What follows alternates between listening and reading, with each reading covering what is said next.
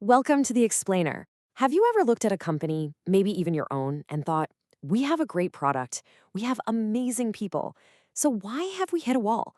Well, today we're digging into the fractional CMO fix, a really smart strategy for smashing through those growth barriers. So let's just start with that big, frustrating question. Why do fantastic teams at companies that are trying to scale just fail to grow? You've done everything right, you hired the best, but the numbers just aren't moving up. It's a super common problem, and the reason why is almost never what you think it is. The real culprit? It's not about talent. It's not about effort. It's actually a breakdown in how your teams communicate. It's a structural issue. See, when your most important teams like marketing, product, customer success are all working in their own little worlds, they create this invisible friction that ends up quietly killing your growth. And that gets us to what we call the silo trap. It's so easy to fall into this, especially as you grow. Each department gets laser focused on its own goals, its own KPIs. And, without meaning to, they start to lose sight of the only thing that really matters, the customer's actual experience. And listen, these are not just small annoyances, they are huge business risks. I mean, think about it. A product launch totally flops because the marketing team got the details way too late. Or all that golden feedback your customer service team is getting, it never makes it back to the people designing the product. It's all a symptom of the same disease: wasted time, wasted money, and just missed opportunities. Okay, so here's the solution, and it's a big one. You can't fix a structural problem by just tweaking one department. The only real fix is to fundamentally change how these teams work together.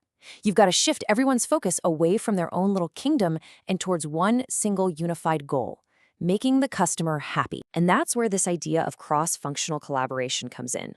Now, this is not, I repeat, not just about scheduling more meetings. No way. This is a real strategy to completely tear down those internal walls, get everybody looking at the same map, and build one seamless customer journey from the inside out. This quote just nails it, doesn't it? Your customers have no idea what your org chart looks like. And honestly, they don't care. They don't see marketing over here and product over there. For them, it is all one brand, one experience. So your internal reality has to start mirroring that external truth. But let's be real, making this kind of deep change is tough. It takes a specific kind of leader, someone who can stay objective and see the entire forest, not just the trees. This is where you bring in the catalyst. Enter the fractional CMO. The best way to think about a fractional CMO is as the strategic glue for your company. This is an expert, an outsider, who comes in not just to run a marketing team, but to be the bridge that connects product, marketing, and customer success.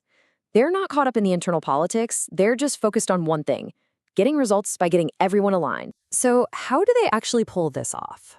Well, they act like an architect for teamwork. First, they get everyone crystal clear on the main business priorities, so every team is shooting for the same target. Then, they create pathways so that crucial insights and data can flow freely between departments. After that, they set up structured ways for teams to actually collaborate, not just talk. And finally, they orchestrate the entire go-to-market plan so that every launch is this beautiful, coordinated effort. All right, so let's make this real. What does this look like day to day? Let's get into the actual playbook and see how this shift happens on the ground. You're essentially moving from a broken, linear process to a dynamic, continuous loop. In the old siloed way, the product team just kind of hands off the new feature to marketing. Customer feedback is treated like a support ticket, an afterthought. But in this new, integrated world, teams plan launches together from the very beginning. Customer feedback isn't a problem to be solved. It's fuel for the fire for everyone. And success, it's not measured by team KPIs, but by shared goals that everyone owns. Now, I know what you might be thinking. This sounds nice in theory, but does it really work? The answer is a resounding yes. This is not some fluffy management idea. This kind of alignment delivers real, hard, measurable results. Let's look at Freshly Meals. Classic case. They had a product people liked, but for some reason, they were struggling with conversions and getting customers to stick around. And the fix wasn't just another ad campaign. The fix was getting the internal teams to finally talk to each other. By integrating product, marketing, and customer experience, they pinpointed exactly where customers were getting stuck. That allowed them to completely rework their messaging and perfect that all-important onboarding experience. So what happened? Well, the result of this new alignment was immediate. Orders shot past 100 a month. But here's the real kicker.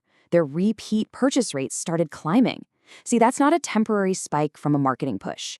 That's a sustainable win for the entire business, and it was all driven by fixing the collaboration on the inside. So now we turn the lens back on you. How do you know if your own company has fallen into the silo trap? How can you tell if this is the kind of intervention you actually need? Let's go through the warning signs. There's some really clear signals that tell you it's a lack of alignment, not a lack of talent. That's really pumping the brakes on your growth. So as I go through these, think about your own organization. Does your customer experience feel kind of choppy and inconsistent? When you're launching something new, does it feel like a frantic scramble instead of a coordinated plan? Has your growth flatlined, or are you constantly fighting customer churn? If you're nodding your head to any of this, then it's a huge sign that the problem isn't your people, it's the empty space between them. And that brings us to the final thought we want to leave you with. It is so easy to see your teams in meetings, see the emails flying, and think, great, they're talking.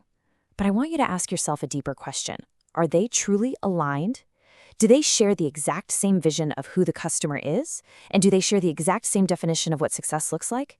Because the answer to that question, well, that might just be the key that unlocks your company's next chapter of growth.